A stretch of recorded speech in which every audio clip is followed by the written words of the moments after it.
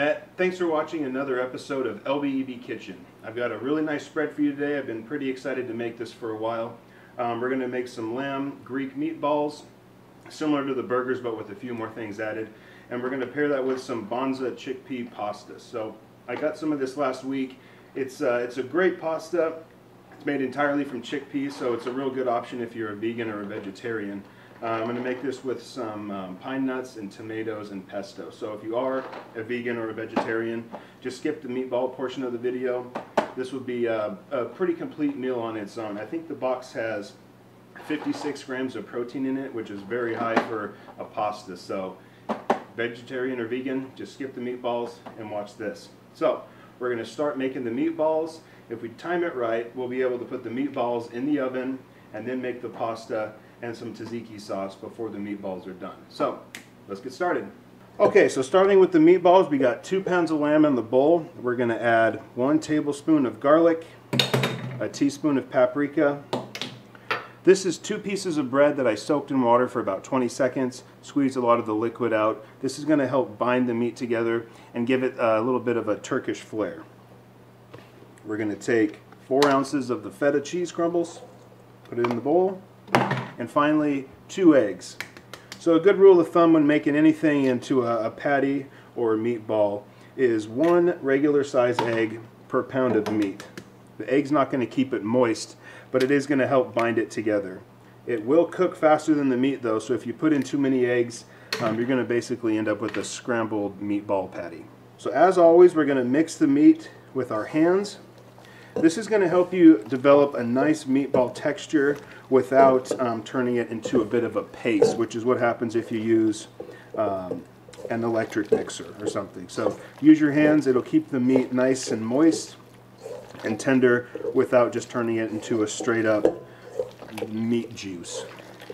So another good thing to remember with meatballs is it is not one size fits all. If you're going to make meatballs for a spaghetti, to go in a sandwich or something, they should be a specific size, probably about that big. For this dish, the meatball is literally the meat of the dish. So I'm going to make them bigger, like 2 inches in diameter probably. It's going to make cooking them a little easier because I don't have to worry about tiny little meatballs falling apart. But I need to make sure they're cooked correctly. So a big mistake I used to make with meatballs is not pan frying them. I'm going to pan fry these for about 5 minutes until the outside is browned. And then I'm going to put them in the oven in a baking dish. So that's going to give us a nice crusty edge on the meatball, as well as get some of the liquid out of it and keep it from falling apart when it's in the oven.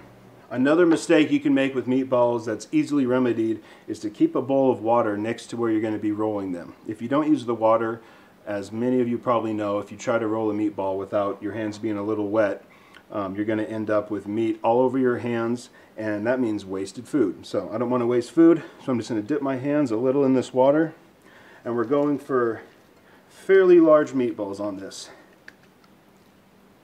About this size. That's my giant hand, that's a giant meatball. Alright, we've got some olive oil in the pan. The pan's on about a 5 out of 10 on the heat scale. It's real important to get the pan nice and hot before you put the meatballs in. Otherwise, they're not really going to sear on the outside. They're just going to kind of get warmed as the pan warms. So, take your meatballs, place them in the pan, and we're going to let them cook for about 3 minutes per side until most of the outside is a little brown. Okay, we got most of the sides charred. I don't want to try to mess with them too much in the pan because if I do, it is going to fall apart. So, take your meatballs, gently put them in a lightly coated pan that has some olive oil on the bottom. Make sure to give them enough space so they can cook on their own without getting interfered with by the other meatballs. And I'm just going to take a little bit more olive oil, drizzle it on the top of these. So we're going to cover this with foil, put it in a 350-degree oven for 40 minutes, and while that's happening, we're going to get started on the chickpea pasta. Okay, so while the meatballs are cooking, we're going to be working with this Banza chickpea pasta, and I did a little bit of protein math. This 56 grams combined with the pesto and the pine nuts that we're going to be putting in there. The dish is going to come out to 75 grams of protein, which for a vegetarian, or actually it's full vegan, a full vegan dish is astounding. So If you are vegan or vegetarian, this will be a great dish for you. So we're going to follow the directions on the box, get some water boiling, add this in, and then we'll just combine everything in a bowl. Okay, well, the Banza pasta is done. I ran it under some cold water, and if you see me kind of jostling this around in the colander in the sink, it's because with the way these are shaped, they've got a little crevice in them. If you don't shake them out, you're going to end up with a lot of water in the dish. So make sure to just get out the loose water. Then we're going to add it to a pan. I cut up 25 grape tomatoes. I'm going to add those to the dish. Next, we're going to add 8 ounces of pesto. So this is just traditional basil pesto. Goes great on everything. So it's going to go great on this.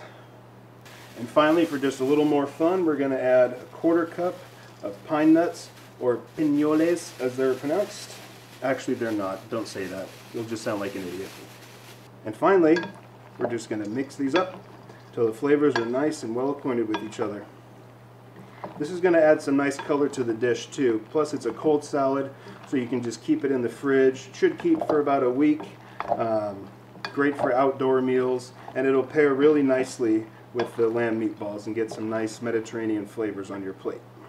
Well, it looks like I didn't hit record when I was making the tzatziki. So what we've done here is combine 8 ounces of whole cream Mediterranean style yogurt. Don't skimp on the fat. You don't want to get low fat, and especially not non-fat, because that is a sin. We combined 8 ounces of that, a cucumber that I de-seeded and peeled and minced into small squares, about 10 sprigs of fresh mint leaves with the stems removed, and a little bit of lemon juice and a 1/2 tablespoon of garlic. Now, tzatziki is the Turkish equivalent of barbecue sauce in the southern United States. I had it literally with every meal I ate when I was over there, and for good reason. It's delicious. I wish you could smell it through the camera because it's honestly one of my favorite sauces on earth.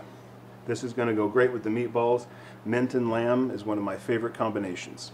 Well, we got 7 minutes left on the meatballs. I don't know about you, but I'm a bit of a baby when it comes to washing dishes. So what I like to do while I'm cooking, if I ever have any downtime in between the meals, is I like to just do the dishes, so by the time I'm done, I don't have a great meal and a mountain of dishes.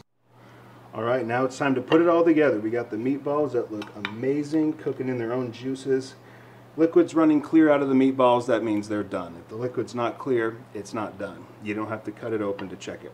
So we're going to put a meatball on the plate.